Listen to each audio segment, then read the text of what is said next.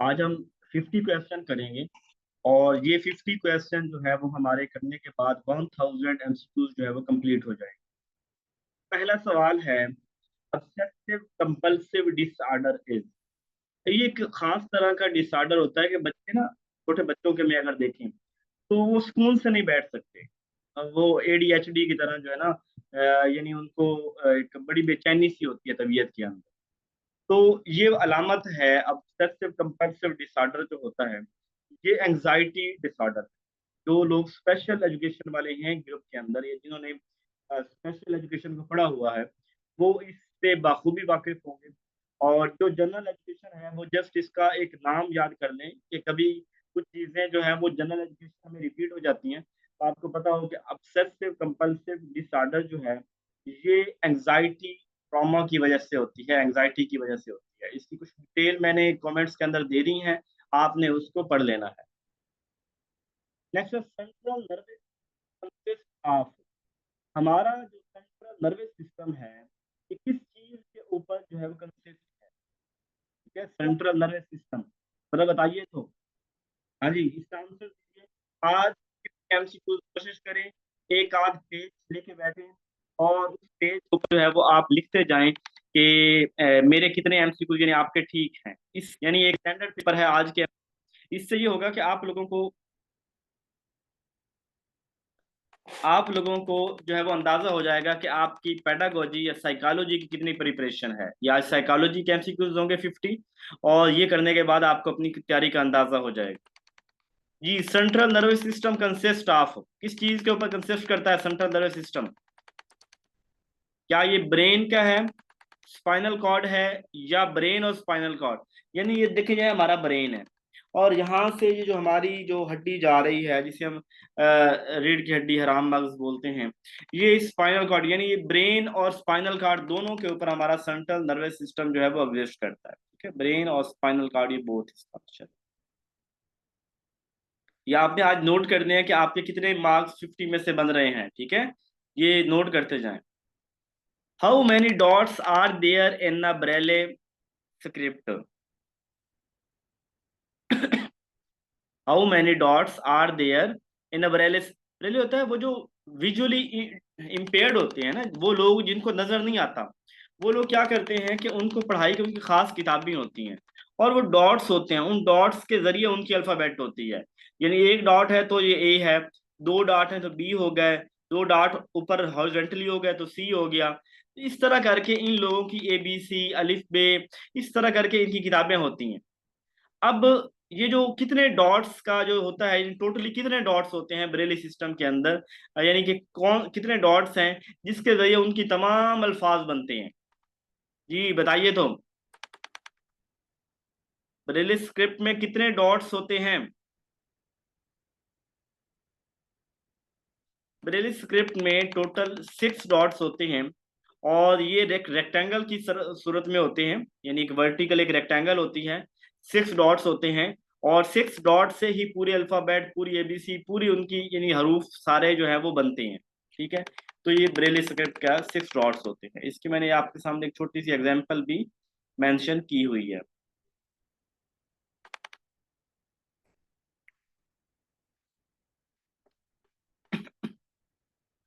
Human personality is the result of, एक इंसान की जो शख्सियत है वो किस चीज का रिजल्ट होती है? Printing of education, printing and education, कि किसी भी शख्स की जो पर्सनैलिटी है वो उसके पेरेंट्स और उसकी एजुकेशन पे डिपेंड कर रही है, या किसी भी शख्स की जो पर्सनैलिटी है उसके अंदर हेरिडिटी यानी विरासत का, ठीक है, जीन का, या नेचर का, और इन्वायरमेंट या नर्चर का ताल्लुक होता है? ठीक है, क्या सिर्फ एटमॉस्फेयर का ताल्लुक होता है, या सिर्फ हेरिडिटी का ताल्लुक होता है? जी, इसका दोनों का, किसी भी शख्स की जो पर्सनैलिटी है वो हेरिडिटी और इन्वायरमेंट दोनों का कम्बिनेशन होती है। हम इंसान जो हैं वो चूंकि अपना ज्यादा वक्त अपने घर के अंदर गुजार रहे होते हैं, और वालदेन के साथ गुजार रहे होते हैं, बहन भाई और रिश्तेदारों के साथ वक्त गुजर रहा होता है, इस वजह से करके हमारी 50%, कॉमनली 50% हमारी हैबिट्स, हमारी आदत हमारे खानदान जैसी होती हैं।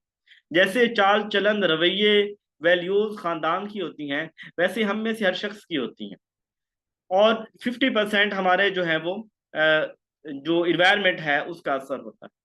वो लोग जो बड़ी जल्दी समझ जाते हैं कि हमारे खानदान की वैल्यूज जो हैं वो ठीक नहीं हैं, इनको बदलने की ज़रूरत है, वो अपनी ज़ात के ऊपर मेहनत करते हैं और वो अपनी ज़ात के ऊपर इन्वायरमेंट या वो जो लर्निंग उनकी होती है, डेवलपमेंट होती है, उसको डोमिनेट कर देते हैं।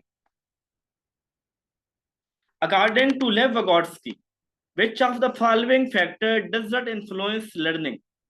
विगोट्स्की के मुताबिक कौन सी चीजें जो है वो लर्निंग को इन्फ्लुएंस नहीं करती, यानी उनका ताल्लुक लर्निंग के अंदर नहीं है, विगोट्स्की के रिलेटेड।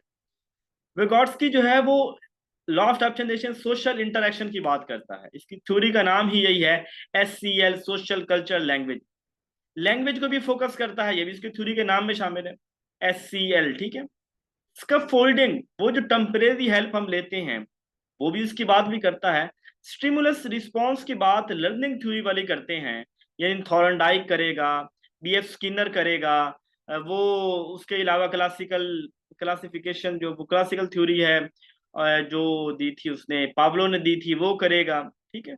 तो ये वाली बात जो है ये वाले लर्निंग वाले करते हैं, ये स्टिमुलस रिस्पॉन्स की बात, ये वेगॉट्स की ये डेवलपमेंट वाले ये बात नहीं करते। According to Jean Piaget, which of the following are the four factors that influence development? कौन से फोर फैक्टर जो है वो डेवलपमेंट के ऊपर असरअंदाज होते हैं जीन प्याजे के अकॉर्डिंग? ये 4 स्टेप्स हैं जो कि आपको याद रखने हैं। मैच्योरेशन, जितनी आप बच्चे की एज ज्यादा होगी, एज के साथ उसकी मेच्योरिटी के अंदर इजाफा होगा, और उसका मिच्योर होना, बच्चे का मिच्योर हो जाना, जीन प्याजे इसकी वकालत करता है। बच्चे जितनी एक्टिविटीज करेंगे, बच्चे की लर्निंग उतनी ज्यादा होगी, उतनी उसकी डेवलपमेंट अच्छी होगी। सोशल एक्सपीरियंस को भी फुल इग्नोर नहीं करता कि जो हमारे तजर्बात लोगों के साथ जिंदगी के होते हैं वहां भी। और इक्विलिब्रेशन, जब हम अपने आप को बैलेंस की कंडीशन में, यानी जो चीज नई सीखते हैं उसको सीख के अपने इल्म के अंदर इजाफा करके बैलेंस स्टेट के अंदर आते हैं, इक्विलिब्रेशन, इन चारों बातों की जीन प्याजे जो है वो कहता है कि चारों चीजें हमारी डेवलपमेंट के ऊपर असरअंदाज हो रही होती हैं। A child makes a new schema to suit the present environment. एक बच्चा नया स्कीमा बनाता है, वो नया स्कीमा उसके प्रेजेंट स्कीमा के साथ जो है वो मैनेज हो जाता है, इनटू सूट द, या उसके। अब इसकी असल बात जो है यहाँ पे, अब जो नए स्कीमा की बात होगी तो नया का मतलब अकोमोडेशन होता है, नया स्कीमा बताना, तो वो अकोमोडेशन के अंदर आता है, और इसका बी ऑप्शन करेक्ट होगा। ए ऑप्शन नहीं होगा। मैंने वर्ड यहाँ पे जो उसका ये नहीं किया, इसका वर्ड ये नहीं लिखा मैंने कि to adjust in a old schema, ठीक है, मैंने ये बात नहीं की। But to suit to present environment, मैं स्कीमा, पुराने स्कीमा की बात भी नहीं कर रहा, यानी पुराने स्कीमा, पुरानी इंफॉर्मेशन, पुराने नॉलेज, वो बातें नहीं कर रहा। हाँ, मैं इन्वायरमेंट की बात कर रहा हूँ कि जो हमारे इस प्रेजेंट हमारे इन्वायरमेंट के अकॉर्डिंग ठीक है, ठीक है। बात को समझें, इस सवाल के अंदर जो है वो, पहले मैं भी यही समझ रहा था, इस सवाल का जवाब अजमिलेशन बनता है कि child makes a new schema, new schema तो ठीक है, एकोमोडेशन हो गया। लेकिन जब वो कह रहा है to suit the present environment, present environment की बात कर रहा है, अब प्रेजेंट स्कीमा की बात नहीं कर रहा, ओल्ड स्कीमा की बात नहीं कर रहा, ओल्ड स्कीमा में एडजस्टमेंट की बात नहीं कर रहा, वो बात कर रहा है एक प्रेजेंट स्कीमा के जो इन्वायरमेंट है, इन्वायरमेंट के मुताबिक सूटेबल हो, ये अकोमोडेशन है। बात को समझिए।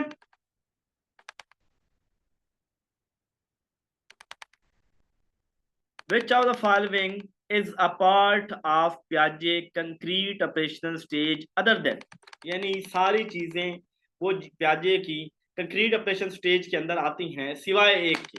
वो कौन सी चीज है जो स्टेज कंक्रीट ऑपरेशन स्टेज में नहीं आती और बाकी आती हैं? रिवर्सिबिलिटी, बच्चा चीजों के मुतालिक एक एस्पेक्ट से देखता है और बच्चा चीजों के मुतालिक उसके दूसरे एस्पेक्ट से भी देखना शुरू कर देता है, ये तो कंक्रीट में होता है। कंक्रीट में तो ये होता है, यानी रिवर्सिबिलिटी कंक्रीट में आ जाती। मैं डेवलपमेंट की रिवर्सिबिलिटी की बात नहीं कर रहा, मैं लर्निंग की डिसेबिलिटी रिवर्सिबिलिटी की बात कर रहा हूँ। यानी जो बच्चा खिलौना तोड़ सकता था, अब खिलौना जोड़ भी लेता है कंक्रीट के अंदर। यानी अब वो चीजों का दूसरा पहलू वो देखता है, वो चीजों का सिर्फ एक रुख नहीं देखता। ये तो कंक्रीट की बात है। इंडक्टिव रीजनिंग ये भी कंक्रीट में आती है। डिडक्टिव डायरेक्शनल थिंकिंग ये भी कंक्रीट में है। लैक ऑफ कंजर्वेशन, देखिए मैंने बताया था कंजर्वेशन का ना होना, ये तो यानी बच्चे को आपने गिलास में देख ही दिया है, दूध दिया है कि पतले गिलास में दिया है, वो बच्चा कहेगा ये ज्यादा है। आपने चौड़े गिलास में दिया है, बच्चा कहेगा कि ये कम है। अब ये कंजर्वेशन नहीं है। और ये उसके बच्चा किस में ये चीज होता है, प्री ऑपरेशनल स्टेज के अंदर बच्चा ये होता है। यानी इससे पीछे तीनों खसूसियात जो हैं मैंने कहा बताया। आज के सवाल पेडागोजी के सवाल हैं, साइकोलॉजी के सवाल हैं। आपने अपने नंबर नोट करने हैं कि आप 50 में कितने नंबर लेते हैं। आपको अंदाजा हो जाएगा कि आपकी साइकोलॉजी की प्लस पेडागोजी की कितनी प्रिपरेशन है। ये सवाल इंपॉर्टेंट है, मुश्किल भी हैं। आगे वाले आने वाले सवाल थोड़े मुश्किल भी होंगे, क्योंकि ये चीजें मैंने अपने पीछे, ये कंसेप्ट नए हैं, ये मैंने शायद आपको पिछले 1000 सवाल में रिवाइज भी नहीं करवाए। कुछ ऐसे सवाल आ रहे हैं। इसकी समझ आई सबको, लैक ऑफ कंजर्वेशन की? मतलब देखे ना, अब ये सवाल सबको आता है, जिसने जीन पियाजे की थ्योरी पढ़ी है उसको आता है, लेकिन आपने फोकस नहीं किया।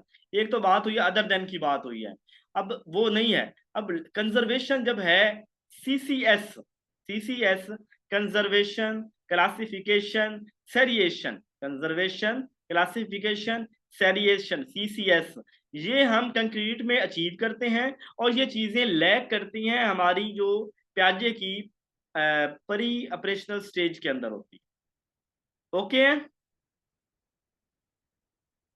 विच of the following is an issue related to development?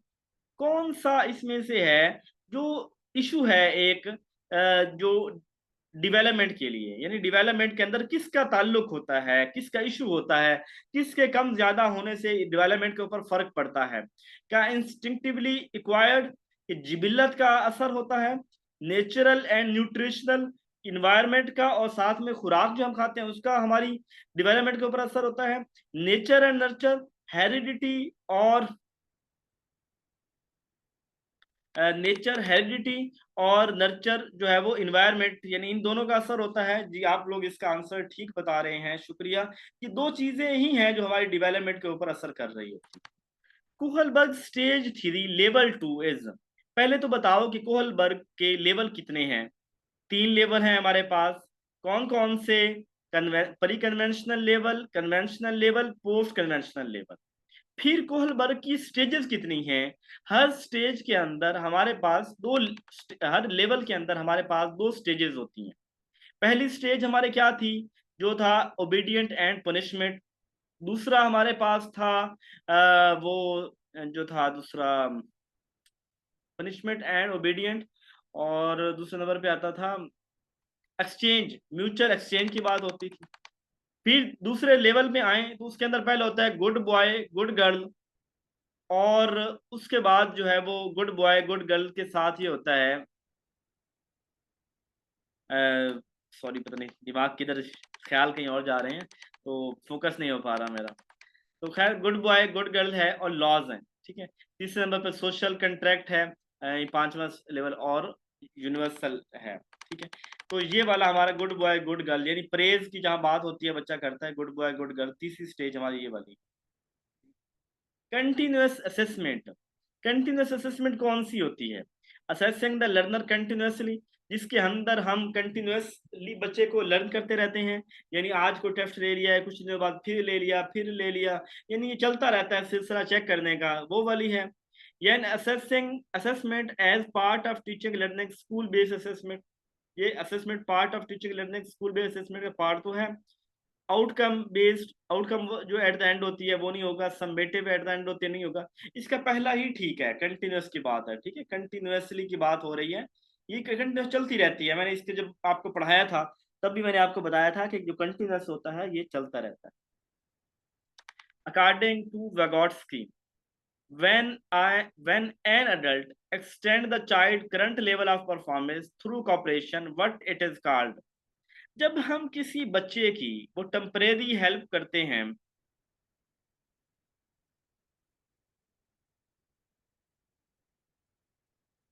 Continuing, new NUING, पहले ठीक होगी।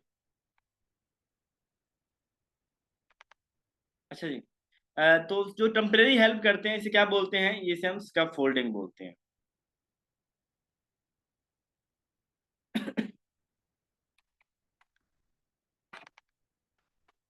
Bottom up model of reading expect learner to.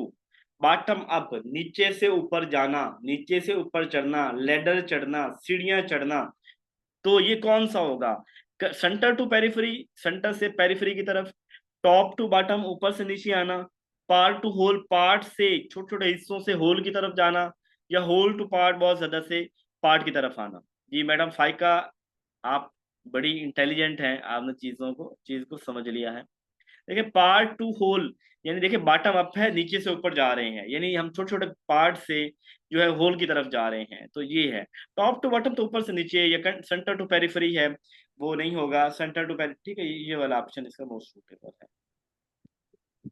बात तो ये है ना कि जब आप फौरी तौर पे आप किसी चीज के बारे में जवाब देते हैं, इसका मतलब एक तो यहाँ क्लास में भी एक्टिव बैठे हैं, अच्छी बात है। दूसरा ये भी कि आपकी जो है वो आप इंटेलिजेंट है, कि आपकी फौरी तौर पे ना उस चीज के मतलब अंडरस्टैंडिंग बन जाती है, एक रीडिंग से ही आप जवाब दे लेते हैं। देखिए हम लोग जो ना IQ लेवल जिनका कम होता है, हमें एक सवाल को 4 दफा पढ़ना पड़ता है।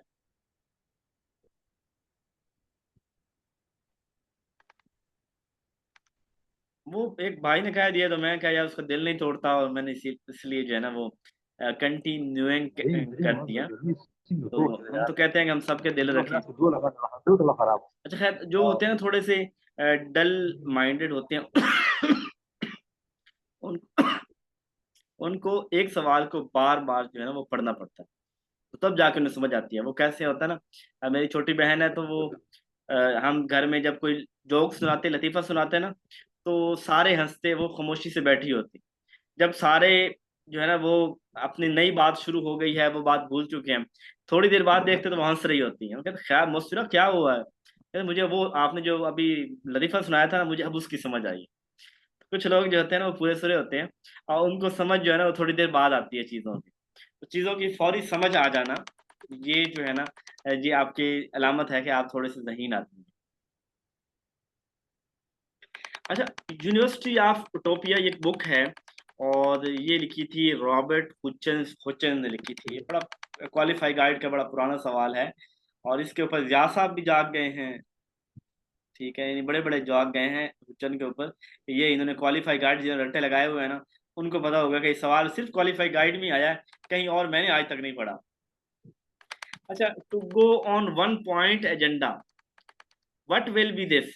किसी एक एजेंडे के ऊपर जाना, एक पॉइंट के ऊपर फोकस करना। जी शाबाश शाबाश, सही बता रहे हैं आप लोग।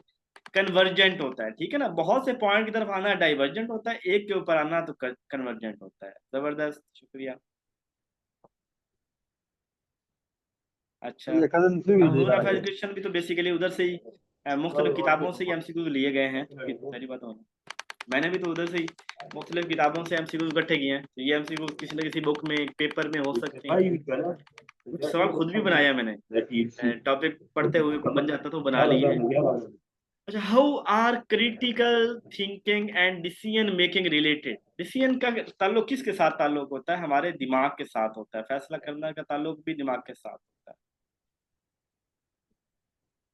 इंडिविजुअल डिफरेंसेस शुड बी, अगर हमारे क्लास में बैठे स्टूडेंट का इंडिविजुअल डिफरेंसेस हैं, तो क्या करें हम? अवॉइड करें, इग्नोर करें, रिस्पेक्ट करें, या क्रिटिसाइज करें?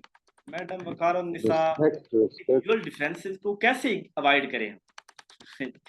अब आपने कहना है सर जी टाइपिंग मिस्टेक हो गई है। चले हम पहले ही मान लेते हैं, आपका उज़र पेश करने से पहले ही कह देते हैं। माइक ऑफ करवा दें, अपने घर की बातें ना सुनाया करें सबको।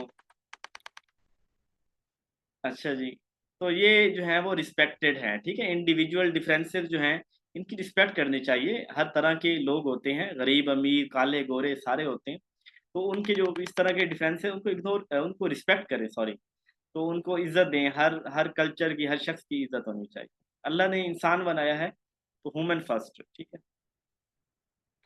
विच one is not a higher order thinking skill? कौन इसमें से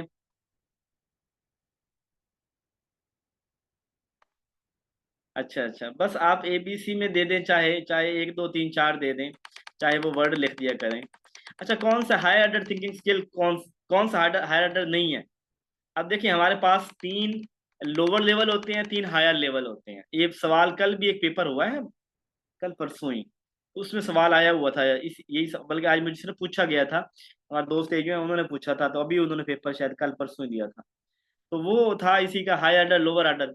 देखिए जो पहले 3 होते हैं ना, नॉलेज, कंप्रीहेंशन, एप्लीकेशन, इनको कहते हैं लोअर लेवल ऑफ या लोअर ऑर्डर ऑफ का Bloom taxonomy.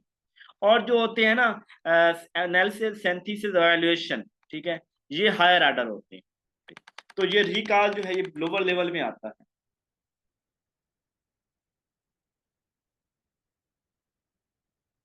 Which among the following is referring to similar problem to arrive at the situation for the given problem? मुझे कोई मसला पेश आया है, और उस मसले का हल निकालने के लिए ना, माजी के अंदर भी मुझे मसला पेश आया था, और उसका उस मसले का जो है ना, जिस तरह से उसको हल किया था, जो अप्रोच रखी थी, उसी तरह की अप्रोच रखूंगा। बिल्कुल ठीक बता रहे हैं। ये एनालॉजी की हमने कहीं ना कहीं पहले वजाहत कर चुके हैं, आई थिंक। कभी खुशी हो रही है मुझे कि मेरे स्टूडेंट जो हैं वो जाग रहे हैं, जागते रहो। What is the stage in which the child solve his problem only with tangible way? कौन सी स्टेज है जहां बच्चे अपने मसले हल करते हैं टेंजिबल वे में? पहले टेंजिबल वे क्या होता है? जिनको टच किया जा सकता है, यानी टेंजिबल वो चीजें जिनको हम छू सकते हैं। यानी बच्चे सिर्फ वही मसले हल कर सकते हैं, वो चीजें जो उनके पास कंक्रीट सूरत में होती हैं, टेंजिबल सूरत ये होती हैं, उनके पास वो चीजें फिजिकली मौजूद होती हैं। गलत बता रहे हैं बिलाल साहब, हुमैरा मंजूर, सईदा जहरा, सभी गलत बता रहे हैं। टेंजिबल का वर्ड जब आ जाए ना, तो उस वक्त फौरी तौर पे फातिमा जिंदाबाद, जीती रहे मेरी बहन। बिलाल ठीक है, ठीक जा रहे हो। ये MA कौन है? MA जिनका नाम है मोहम्मद अरशद तो नहीं है? मोहम्मद अरशद तो खैर जी, ये जो है ना, कंक्रीट होना है इसका आंसर। ठीक है, जब हमारे पास आ जाए ना, बात आ जाए टेंजिबल की बात आए, वो कंक्रीट होता है। यानी जब बच्चे ना चीजों के साथ मसले हल करते हैं क्लासरूम में, बच्चा वो चीज, अब ये टेंजिबल की उम्र क्या है? 7 साल से लेके 11 साल तक की उम्र। अब 7 साल से लेके 11 साल तक की उम्र जो कंक्रीट की है, इस सूरत के अंदर हम कहते हैं बच्चों को एक्टिविटी बेस्ड स्टडी करवाई जाए। अब एक्टिविटी बेस्ड स्टडी तभी होगी जब वो उनके सामने चीजें कंक्रीट सूरत में मौजूद होंगी। बच्चा एब्स्ट्रैक्ट में के अंदर अच्छा नहीं है, उसके हाइपोथेटिकल डिडक्टिव रीजनिंग उसके अंदर डेवलप नहीं हुई। अंडरस्टैंड? और समझ आ गई है जो मेरे बहन भाई सिंसरी और दूसरा बता रहे थे? बकार और निशान तो बताया ही कोई नहीं है, तो मैं यस सर, जब क्लियर मैं है आता हूँ ना सर। चुप रहती हैं कि चले एम ना जो है ना गलत बता के अपनी इंसल्ट थोड़ी करवानी है। तो वकार साहब ने बताया ही कोई नहीं है। अच्छा जी, which of the following is not at the level of teaching? कौन सा टीचिंग का लेवल नहीं है? हमने 3 लेवल पढ़े थे ना टीचिंग के। मेमोरी लेवल, चले आप ही बताएं जी, इस कौन सा इसमें नहीं है? जबरदस्त, इकरा कलीम जीती रहें, आज बाबे से दुआएं भी साथ साथ लेती रहें जी। Memory level, understanding level, reflective level हमने किए थे, और डिस्क्रिप्टिव लेवल जो है वो हमने नहीं किया था, और ये कोई मेमोरी का लेवल नहीं है, लेवल ऑफ टीचिंग नहीं है। वी लर्न बाय डूइंग, हम सीखते हैं कुछ करके। कौन, किसका नारा है ये, किसका स्लोगन है ये? जी जबरदस्त। और ये बी वाला जरा कौन है? ये बी वाला कौन है? भाग गया पीछे, इसका जरा देख लो। हुमैरा मंजूर, आप तो कमाल हैं, आप तो बहुत जीनियस हैं। आज खैरियत है? आपने गलती से टाइप हो गया है जी, सॉरी बोल दी है। तो ये जनाब डेवी है, ठीक है, डेवी। डीवा बोल लें, भाई डीवा ही है जो कहता है कि वही होता है वो, ऐसा ही होना था। वही मैं कहा, इसका सवाल हमेशा ठीक होता है माशाल्लाह। यानी मतलब ये मेरे ही इलाके की है, 18 हज़ारी मेरा गांव है, और वहाँ की है मैडम, और इनके सवाल ठीक होते हैं, और ग्रुप के अंदर भी काफ़ी एक्टिव डिस्कशन होती है। मुझे वो लोग बड़े अच्छे लगते हैं कि जो जो उनके पास नॉलेज है उसको फैलाने की कोशिश करते हैं, नॉलेज को स्प्रेड करते हैं, गुफ्तगू के अंदर पार्टिसिपेशन करते हैं। ये एक अच्छी हैबिट है, और ये आपको कामयाबी की तरफ ले जाएगी। अच्छा जी, which of the following is not democratic strategy in classroom teaching? कौन सी इसके अंदर है जो मेथड ऑफ टीचिंग है वो डेमोक्रेटिक नहीं है? लेक्चर मेथड डेमोक्रेटिक नहीं है। उस्ताद आता है क्लासरूम में, अपना लेक्चर झाड़ के चला जाता है, ना बच्चों की सुनता है, ना बच्चों के मुताबिक चलता है, ना इंडिविजुअल डिफरेंसेस को ख्याल रखता है, ना निकम्मे और लाइक बच्चे को कंसीडर करता है। ये लेक्चर मेथड होता है और ये डेमोक्रेटिक नहीं है। प्रोजेक्ट मिलजुल के करना है, ह्यूरिस्टिक मिलजुल की इन्वेस्टिगेशन करनी है, ब्रेनस्टॉर्मिंग मिलजुल के किसी प्रॉब्लम के ऊपर जो है वो सोचो विचार करनी है, तो लेक्चर मेथड नहीं है। We learn by doing, who said? ये सवाल सेम तो नहीं है, वी लर्न बाय डूइंग, ये क्या सवाल था? डेवी वाला भी,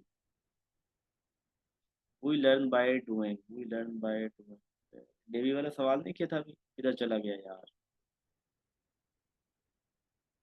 वी लर्न बाय डूइंग, अच्छा सॉरी, पिछला सवाल मैंने निकाल दिया, सॉरी सॉरी। मैं वही कहूँ ना, सवाल दोबारा किधर आ गया? अच्छा, in speech the smaller unit of meaning is, ये स्पीच जब हम बोलते हैं, जो अल्फाज हम जबान से अदा कर रहे होते हैं, तो उसका जो सबसे छोटा यूनिट है वो कौन सा होता है? जी आप ठीक बता रहे हैं, ए होता है। मार्फीम, फिनोम जो है ना वो उसका छोटा यूनिट नहीं है, ठीक है मैडम जहरा बतूल साहबा। फुनीम, फुनीम जो होता है ना, वो कम्बिनेशन ऑफ वर्ड, यानी एक सबसे छोटा वर्ड जो अपने अंदर मीनिंग रखता हो, ठीक है। मार्फीम साउंड का यूनिट, जो अपने अंदर एक मीनिंग, जिसका यानी रोटी है, वो कोई एक लफ्ज है जो अपने अंदर मीनिंग रखता है, सबसे छोटा लफ्ज, उसे मॉर्फीम बोलते हैं, एक यूनिट है ये। और अगर उसकी जमा बोले तो वो फोनोम, इस तरह बोलते हैं, ठीक है। फिनोम साउंड्स का यूनिट, साउंड्स का, तो हम साउंड्स की बात कर, आज स्पीच वर्ड्स की बात कर। Who had proposed the goal gradient concept in problem solving? ये किसने, जिसने वो दी थी, ड्राइव रिडक्शन थ्योरी, गोल ड्राइव रिडक्शन थ्योरी शायद दी थी। किसने गोल ग्रेडियंट थ्योरी दी है? गोल ग्रेडियंट थ्योरी, जी क्लार्क हल ने गोल ग्रेडियंट थ्योरी दी है। और इस थ्योरी के अंदर वो क्या बात करता है? वो करता है कि increase effort motivation as they get closer to, वो कहता है कि जब इंसान, इंसान जो है ना बड़ा अजीब है, जब ये अपने गोल्स के पास पहुंचता है ना, तो उस वक्त इसकी मोटिवेशन बढ़ जाती है। यानी आपको अपनी मंजिल सामने नजर आ रही हो ना, तो उस वक्त, यानी मैं पढ़ाई, आज आप अगर जिन लोगों का इम्तिहान है उनकी मोटिवेशन में पढ़ रहे हैं, अगर मैं आपको कहूँ जी लेक्चरर एजुकेशन की तैयारी करवा रहा हूँ, तो जिसकी अभी सीट्स ही नहीं है, आप मोटिवेट नहीं होगे, आपको पढ़ने को दिल नहीं करेगा। तो जहाँ मंजिल करीब हो, जब यानी मेरा ऐड आ गया था, जब मेरी मैं इंटरव्यू की तैयारी कर रहा था, तो मैं 8 8 घंटे पढ़ता था और मेरा जिस्म मुझे इतनी एनर्जी दे देता था, मैं पढ़ लेता था। और जब मेरी जॉब दूर थी तो मेरे पास टाइम भी नहीं होता था और मैं 2 घंटे भी नहीं पढ़ा जाता। तो ये मोटिवेशन, यानी इंसान अपनी मंजिल को देख के ना, उसको मोटिवेशन मिलती है। What is the most important for the training of right behaviour? अच्छा बिहेवियर अगर बच्चों को सिखाना है, तो आपको क्या करना होगा? उनका पुनिश करना होगा, पकड़ के कूट देना होगा, पैसे देने होंगे? अच्छे बिहेवियर आपको उनके सामने शो करना होगा। आप लोग इसका जवाब गलत बता रहे हैं, गलत बता रहे हैं जवाब। ये इस तरह का एक सवाल पहले रिपीट हुआ था, तब वो वाला ऑप्शन नहीं था उसके अंदर, ठीक है। आपने राइट बिहेवियर अगर बच्चे को करना है ना, तो आप उसके सामने राइट बिहेवियर को प्रेजेंट करें, रिवार्ड की बात कभी ना करें। रिवार्ड एक लालच होता है, जो कुछ टाइम के लिए तो फायदा मंद होता है, देर पा नहीं होता, ठीक है। रिवार्ड एक लालच है, पैसा देना, कुछ देना, ये लालच है। पनिशमेंट से तो कभी अच्छी बातें होती ही नहीं है। बच्चे को मार देंगे तो बिगाड़ेंगे, वो ठीक नहीं होने वाला, वक्ती तौर पे डर जाएगा, वो ज्यादा करेगा। प्रेज करना अच्छी सिफ्त है, अच्छी चीज है, प्रेज से आदतें अच्छी होती हैं, बिहेवियर स्ट्रांग होते हैं। लेकिन जहाँ पे जब हमारे पास प्रेजेंटेशन राइट बिहेवियर है, तो छोटे बच्चे सुनते कम हैं, लेकिन छोटे बच्चे देखते ज्यादा है। वो आपको अच्छी आदतें देखेंगे तो वो करेंगे। मैं शाम को बैठा, मैं लैपटॉप पे काम कर रहा था, और बेटा मेरा आया और उसने मेरी चीजें खोल के और वो जो करना शुरू कर दी, फेंकनी शुरू कर दी। मुझे एकदम गुस्सा आया, मैं उसके साथ चिल्लाया, क्या कर रहे हो, दफा हो जाओ। यकीन करें, मैं थोड़ी देर बाद फिर खुद सन्नाटे में चला गया कि यार मैंने ना, मैं क्या कर रहा हूँ। मतलब मैंने, एक तो मैं बच्चों को टाइम नहीं देता, अपना सारा दिन मसरूफ रहता हूँ। फिर वो बच्चा मेरे पास आया है तो मैंने उसको जो है ना वो, उसको उसने डिप्टी बना लिया, जैसे कहते हैं कि ये बाबा को हो क्या गया कि मुझे क्यों उसने डांटा है। तो मुझे खुद हुआ कि यार मैं गिल्टी फील किया गया, मैं क्या कर रहा हूँ, ये मैं बच्चों को क्या सिखा रहा हूँ। तो खैर ये जो है ना, आपको उनको राइट बिहेवियर आप उनके सामने प्रेजेंट करेंगे ना, तो उससे बच्चे की तरबियत होगी। बनिस्बत इससे कि आप बच्चे के सामने चिल्लाएंगे, पनिश करेंगे, इनसे नहीं होगा। या सम टाइम हम कहते हैं ये 10 रुपए पकड़, मतलब आपने अच्छा काम किया, पैसे पकड़ लो, हर दफा फिर वो पैसे देने पड़ेंगे। क्लियर है ये बात? सिर्फ एजुकेशन ही नहीं सीखें, एजुकेशन की अच्छी सिफात भी अपनी जिंदगी के अंदर पैदा करें, अपने बच्चों की परवरिश के अंदर, अपने जो है ना वो एक उस्ताद, अच्छा उस्ताद बनने के अंदर आपको इन चीज़ों का पता होना चाहिए। Which of these is an example of extrinsic motivation? Intrinsic और एक्सट्रिंसिक मोटिवेशन जो इसके अंदर आपने बताना है, मैं पढ़ रहा हूँ सारे। I enjoy completing my homework because it is so much fun. कहीं किसी और से मुझे कोई फायदा हो रहा है? नहीं हो रहा, खुद को मजा, मुझे मजा आ रहा है, तो ये होगा इंट्रिंसिक मोटिवेशन होगा। दूसरा है आई लर्न सो मच, मैंने बहुत कुछ सीखा। मैन आई कंप्लीट, मुझे बहुत मजा, मैंने बहुत कुछ सीखा जब मैंने अपना काम मुकम्मल किया। कहीं बहस से कुछ नहीं मिल रहा, खुद की सेटिस्फेक्शन है, ये भी इंट्रिंसिक होगा। आई complete my homework because it makes me understand concept better, ये भी वही इंट्रिंसिक होगा। I do my homework because my teacher give us mark for each assignment, अब टीचर की बात आ गई है, बाहर से कुछ मिलने की उम्मीद पैदा हो गई है, तो ये एक्सट्रिंसिक होगा। ये क्या होगा? एक्सट्रिंसिक।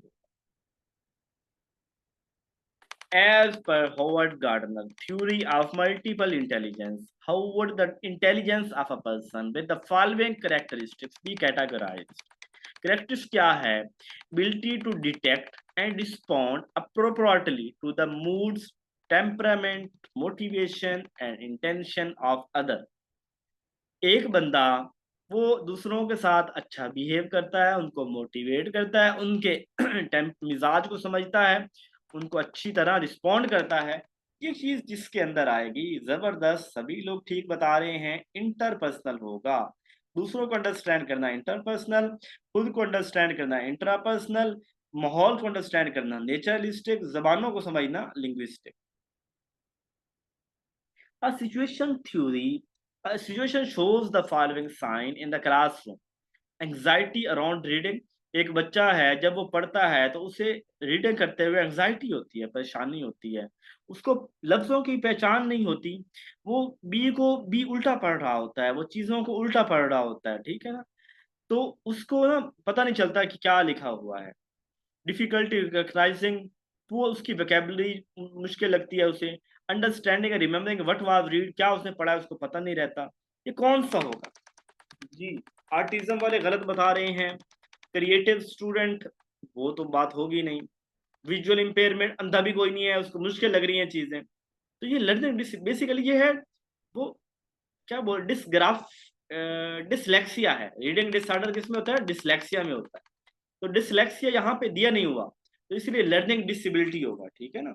ये डिसलेक्सिया है, जब बच्चा ना उसको रीडिंग में मसला आता है, वो रीडिंग करते हुए ना उसको चीजें उल्टी नजर आती हैं। हम तो बच्चों को कुट रहे होते हैं ना पकड़ के, कि ये क्या पढ़ रहा है, तुझे समझ नहीं आ रही, ये क्या उल्टा पढ़ रहा है। बेसिकली उन बच्चों को डिसलेक्सिया होता है, और वो जो बच्चों चीजों को, उनके ना चीजें ऐसी नजर आ रही हैं। वो जैसे आप लोग ना, अभी मैं मिसाल कोई चीज लिखता हूँ और उसको जो है ना वो शीशे के अंदर देखें, उसका अक्स नजर आएगा, उल्टी नजर आएगी, ऐसा उन बच्चों को नजर आ रहा होता है कुदरत की तरफ से। अच्छा जी, आर्टिज्म आर्डियो से थी? नहीं नहीं, आर्टिज्म होती है जो सुकून से नहीं बैठते, अंदर में बड़ा अथरा बच्चा है, इन्हें आराम नहीं आंदा। आजकल तो वैसे बच्चे ज़हीन होते हैं तो वो अथरे होते हैं, लेकिन बच्चे हर एक को यानी यकदम यहाँ बैठा है, थोड़ी देर